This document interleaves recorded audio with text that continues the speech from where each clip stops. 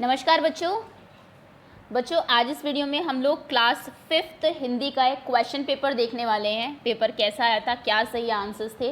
केवी के सभी केवीज़ के पेपर डिफरेंट आ रहे हैं इस बार, तो चलिए ये एक पेपर देख लेते हैं, थोड़ा सा आइडिया हो जाएगा आपको भी और बाकी बच्चों को पता भी लगेगा करेक्ट आंसर्स क्या थे और कितने आंसर्स आपके करेक्ट हुए हैं।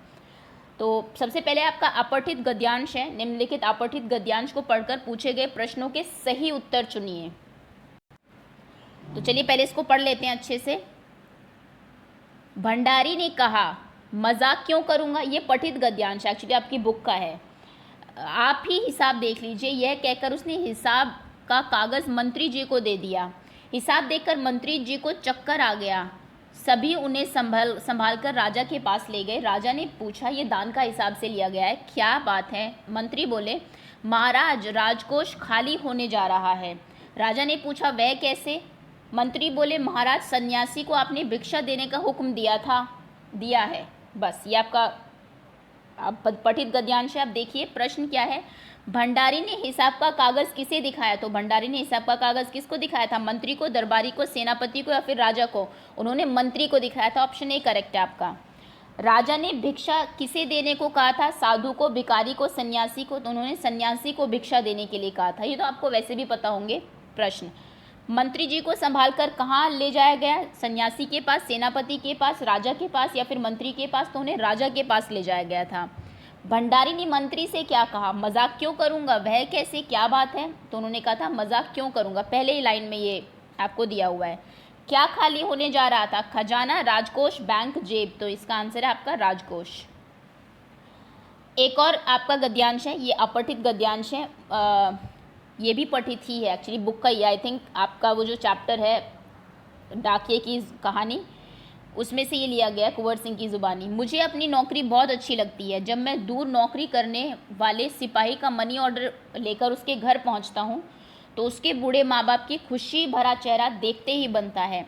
ऐसे ही जब किसी का रजिस्ट्री पत्र पहुंचाता हूं, जिसमें कभी रिजल्ट कभी नियुक्ति पत्र होता है, तो लोग बहुत खुश होते हैं।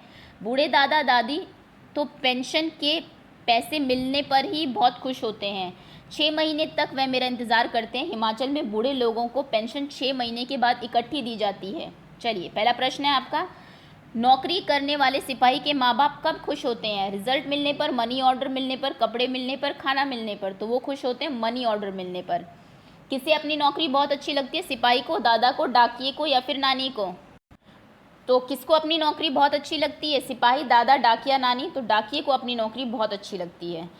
किस रजिस्ट्री पत्र को पाकर लोग खुश होते हैं, नियुक्ति पत्र, पहचान पत्र, दोनों। तो नियुक्ति पत्र जब होता है, अपॉइंटमेंट लेटर, किसी की नौकरी लगी है, उसे पाकर लोग बहुत खुश होते हैं।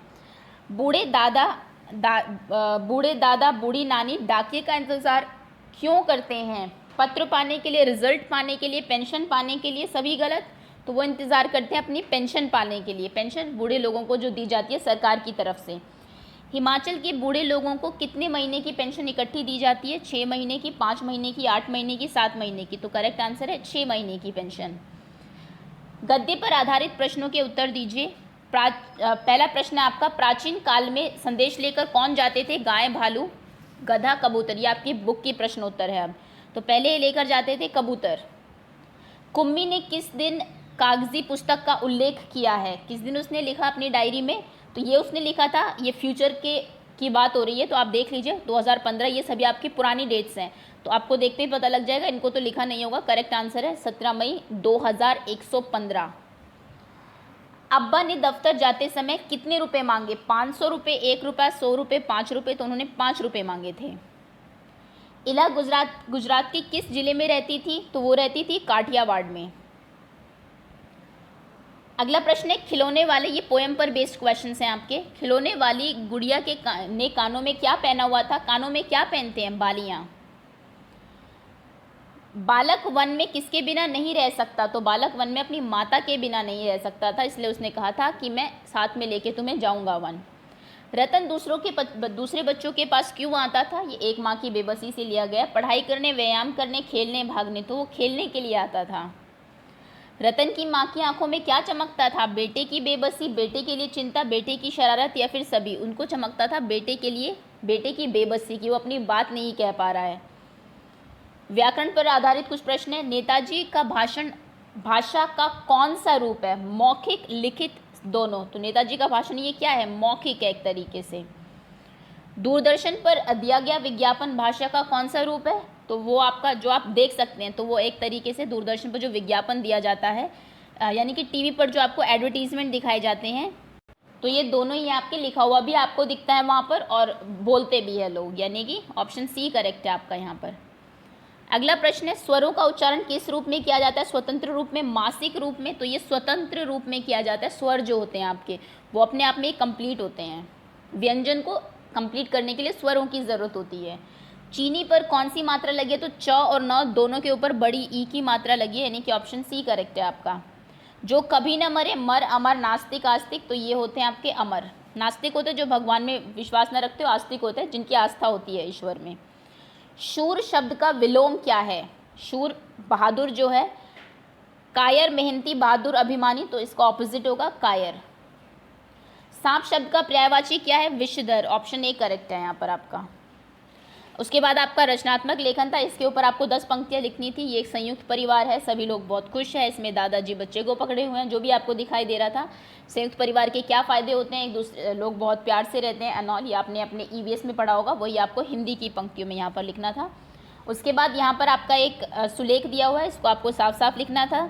शुद्ध वर्तनी छाँट कर लिखिए। निम्नलिखित में शुद्ध शब्द चुनिए। पुस्तकालय, पुस्तकालय, पुस्तकालय, पुस्तकालया, तो यानी कि ऑप्शन बी करेक्ट है आपका।